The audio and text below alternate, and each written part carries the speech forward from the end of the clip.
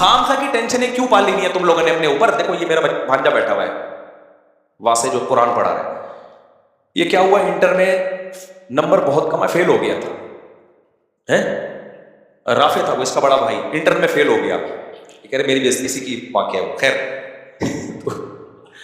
اس کا بڑا بھائی فیل ہو گیا انٹر میں، ابا کو آ کے بتایا کہ بھائی آپ کا بیٹا فیل ہو گیا، اس کے جو ابا نے میرے بہنوئی ہیں، بچپن کے دوست بھی ہیں، حضرت سے تعلق تھا، تو اس نے کہا کوئی بات نہیں، آخرت کے امتحان میں فیل نہیں ہونا، کوئی بات نہیں، ٹینشن ہی نہیں لی، صحیح ہے نا،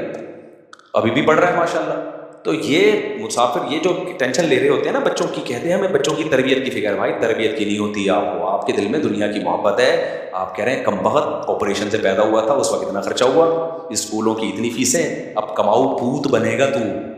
کیا بنے گا؟ تبھی اگر غیب سے پتہ چل جائے نا کہ انٹر فیل ہوگا لیکن کمائے گا 1 کروڑ، ماں باپ کہیں گے 20 دفعہ فیل ہو جاتا، ہمیں روکڑا چاہیے۔